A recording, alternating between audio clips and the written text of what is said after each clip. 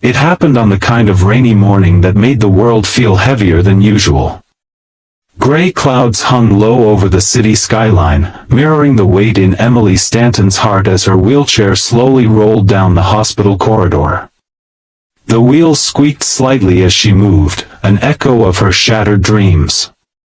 Just 6 months ago, Emily was dancing under stadium lights, the youngest ballet prodigy to ever lead the New York Academy's grand performance. But one freak accident, a distracted driver, a slippery road, a screech of tires, had stolen everything. Her spine was damaged beyond repair. Or so they said. She hadn't walked since. And worse than the paralysis was the loneliness that followed. Everyone called her brave, but they didn't see the nights she cried into her pillow or the way she pretended to be okay just to stop her father from looking at her with that same haunted helplessness. Her father, Charles Stanton, the billionaire CEO of Stanton Global, a man used to fixing problems with money, power, and speed. But no amount of money could buy her legs back. And no amount of power could fix her soul. If you believe in the power of kindness, second chances, and the idea that one ordinary person can change everything, please take a moment to like this video, subscribe to Kindness Corner, and share it with someone who needs a little light today. Your support helps stories like this reach those who need hope the most. Charles had hired the best therapists, neurologists, even controversial foreign experts. He converted one wing of his mansion into a rehabilitation center. But nothing worked. Emily refused to speak most days. She withdrew into herself, haunted by the girl she used to be. It broke him.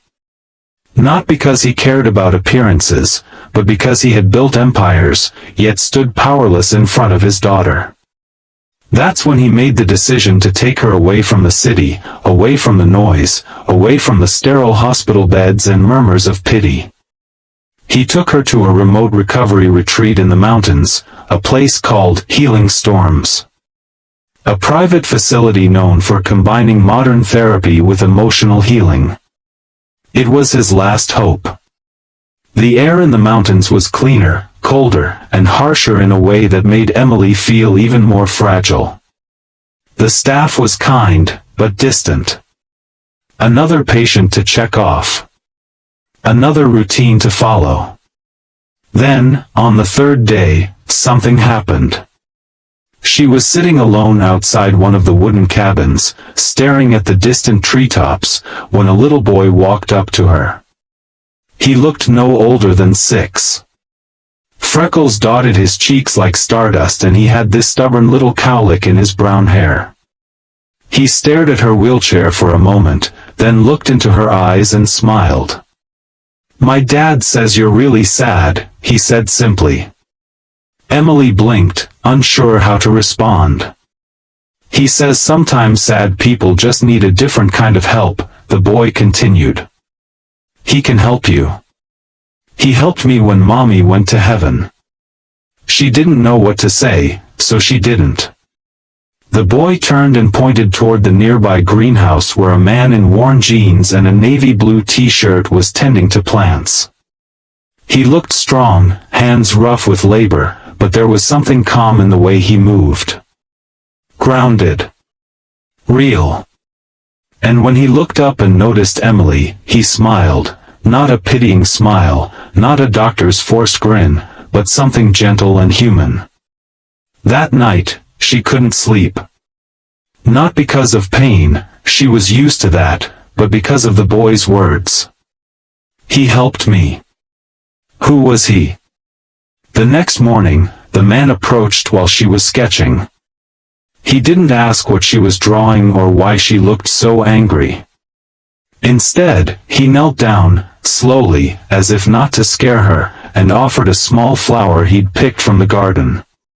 "You don't have to smile," he said, "but maybe this will make today 1% better." Then he walked away. His name was Adam Miller. A single dad, once a physical therapist at a major hospital until his wife's sudden death led him to walk away from it all. He moved to the mountains to raise his son in peace. When he wasn't volunteering at healing storms, he taught survival skills and grew herbs. But what no one knew was that Adam had a gift, a way of connecting with patients emotionally before he ever asked them to move a muscle. He didn't treat the injury, he treated the person. It took Emily weeks to let him near her. She fought him. With silence. With sarcasm. With shut doors. But Adam didn't push. He would sit near her while she painted or gardened with his son nearby. Slowly, she found herself talking. Then laughing. Then crying. And finally, trusting.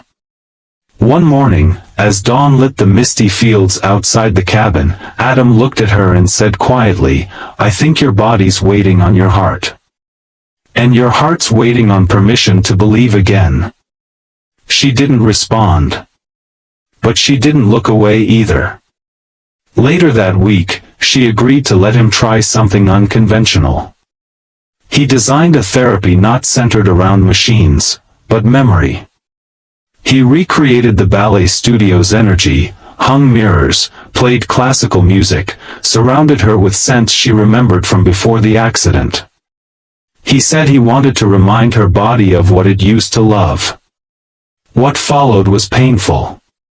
Agonizing. Unbearably slow. But something was different. She didn't feel like a patient anymore.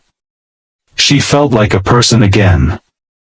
And for the first time in 6 months, when Adam gently supported her waist and said, "Let's try to stand together," her legs didn't scream in protest. They trembled. But they didn't give out. She didn't walk that day. But she stood for 3 seconds. And she wept, not out of pain, but out of hope. Charles Stanton didn't understand it at first. He had hired dozens of professionals, spent millions, and now this ordinary man from nowhere had done what none of them could. He confronted Adam, skeptical and guarded. "What makes you think you can fix her?" he asked, voice low with years of frustration. Adam didn't flinch. "Because I don't see her as broken. I see a girl who forgot how strong she is." That was the day Charles finally let go, and let someone else in. Progress was slow. Some days, Emily regressed. Others, she surprised herself. But always, Adam was there. Not with commands. But with calm. He never once promised she'd walk again. He only promised she wouldn't face it alone. And sometimes, that was enough. One golden autumn evening, in the field outside the retreat, Emily took her first 5 unassisted steps. Her son's laughter echoed in the background. Adam smiled quietly. Charles cried openly. And Emily, for the first time, believed in tomorrow. If this story touched your heart, please don't leave without liking this video, subscribing to Kindness Corner, and sharing it with someone who needs a little hope. Your engagement helps us keep spreading stories that heal. Speech Balloon, we'd love to hear from you. Please comment below, what part of this story moved you the most? Your words help us bring more kindness into the world. Would you like me to continue the story into a part 2, perhaps showing what happens when Emily decides to help others like her?